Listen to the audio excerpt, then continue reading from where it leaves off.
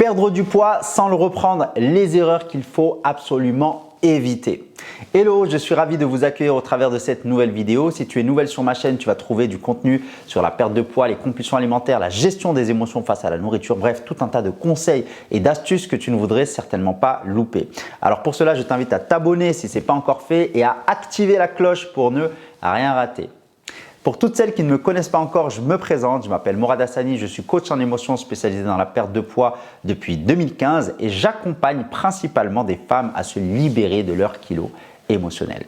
Dans cette vidéo, on va voir ensemble comment perdre du poids sans le reprendre et surtout les erreurs qu'il faut absolument éviter. Juste avant, je vous ai préparé un petit cadeau, une vidéo inédite que vous retrouverez dans la barre de description où je vous partage toutes mes meilleures pépites. Allez, c'est parti. Premièrement, il faut comprendre pourquoi la plupart des gens reprennent le poids qu'ils ont perdu. Tout simplement parce qu'ils se trompent de problème et du coup, ils vont se diriger vers les mauvaises solutions ou du moins les fausses solutions. Je n'aime pas dire mauvaise solution parce qu'il n'y a pas de mauvaise solution en soi, mais les fausses solutions ou du moins les solutions qui ne régleront pas le vrai problème. La plupart des gens qui viennent me voir, qui me sollicitent, me disent « Morad, j'ai un problème de volonté, je n'arrive pas à tenir sur le long terme ». Et je leur dis que ce n'est pas un problème de volonté, c'est tout simplement qu'elles se sont trompées de problème. Je m'explique. La plupart des gens qui souhaitent perdre du poids vont se diriger vers des solutions telles que les régimes ou d'autres solutions qui sont similaires. Pourquoi? Parce qu'elles sont basées sur les lois de la thermodynamique, c'est-à-dire manger moins, se dépenser plus. Ok? Jusque-là? Ce qui va créer un déficit calorique et une perte de poids. Aucun problème. Donc, c'est logique. Maintenant, le problème, c'est qu'on n'arrive pas à tenir cela sur le long terme. Et pourquoi on n'arrive pas à tenir cela sur le long terme? Ce n'est pas un problème de volonté, c'est que toutes ces solutions, au lieu d'écouter ses envies, on va lutter contre ces envies, c'est-à-dire que l'on va contrôler ce que l'on mange. Il y a des règles bien définies sur ce que vous devez manger. Donc voilà, il faut manger ceci, pas cela, il faut éviter certains aliments, il faut manger à tel créneau horaire, pas à tel créneau horaire. Voilà, il y a des règles qui nous sont recommandées, qui nous sont conseillées pour contrôler notre alimentation et notre rythme de vie. Le problème, c'est qu'en suivant ces règles, on n'est pas à l'écoute de soi-même. On applique des règles sans être à l'écoute de nos envies et de nous-mêmes. Sachez que si vous n'arrivez pas à tenir ces règles, ce n'est pas un problème de volonté, c'est juste que vous n'êtes pas à l'écoute de vous-même. Ça veut dire quoi? Ça veut dire que ce qui pose problème, ce sont vos envies. Ce n'est pas la volonté, ce sont vos envies. Il y a un problème dans vos envies alimentaires. Et ces envies-là ne sont pas liées à votre faim. Parce que votre corps est tellement bien fait que si vous lui donnez uniquement ce dont il a besoin, si vous lui donnez uniquement de la nourriture qui répond à des besoins physiologiques, c'est-à-dire de la faim réelle, vous ne prendrez pas de poids, donc pas besoin de faire attention et du coup, pas besoin de faire de régime ou toutes ces solutions qui sont basées sur manger moins, se dépenser plus. Ça, c'est très important de le comprendre parce que c'est vraiment la base pour pouvoir avancer et cheminer vers une perte de poids sur le long terme sans reprendre derrière. Donc, le premier conseil que je vous donne, c'est d'arrêter toutes ces solutions où on vous conseille de contrôler ce que vous devez manger. Donc, le conseil, c'est de vous écouter, d'écouter vos envies. Ça, c'est la première chose, c'est d'écouter vos envies. Est-ce que j'ai faim? Est-ce que c'est une envie passagère? Est-ce que je cherche à compenser une émotion? Etc. etc. C'est vraiment de s'écouter. Qu'est-ce que mon corps essaye de me dire? Qu'est-ce qu'il essaye de me transmettre? D'être dans cette écoute active, d'être dans cette compréhension de ce qui se passe à l'intérieur. Donc ça, c'est la première chose. Tout ce qui est régime, on arrête, on met de côté et on va être à l'écoute de soi-même.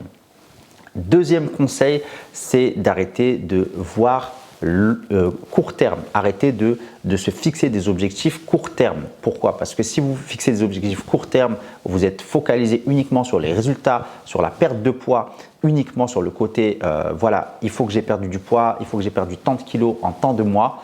Malheureusement, vous n'allez pas être à l'écoute de vous-même. Encore une fois, vous allez vous mettre des délais très courts, vous allez chercher des solutions pour aller atteindre cet objectif et du coup, ça va créer plus de frustration parce que les résultats ne seront peut-être pas à la hauteur et même s'ils sont à la hauteur, derrière, vous risquez de tomber dans ce cycle infernal de la privation, de la frustration et encore une fois, on est en train de lutter contre nous-mêmes, ce qui va à un moment donné finir par craquer, vous allez retomber dans la surcompensation et au final prendre le poids que vous avez perdu, voire un peu plus. Donc pour briser ce cycle infernal de la suralimentation, pour briser ce cycle infernal de l'effet yo-yo, vous devez arrêter de réfléchir court terme et voir long terme pour pouvoir travailler sur vous-même. Ok ?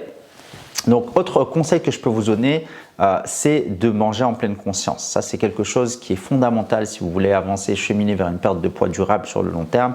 C'est de prendre le temps de manger avec conscience. Chaque aliment que vous allez mettre dans votre bouche, essayez de prendre le temps de le mâcher, de le savourer. Et c'est ce qui va vraiment vous permettre de rééduquer votre organisme face à la nourriture, de changer votre lien et votre rapport avec la nourriture. Ça, c'est très important parce que votre rapport à la nourriture aujourd'hui est certainement malsain et c'est ce qui fait que derrière, ça va créer de la punition et de la récompense. C'est-à-dire que je me prive, derrière je me récompense, je me punis, derrière je compense, etc. Et on n'en sort jamais. Donc ça, c'est très important.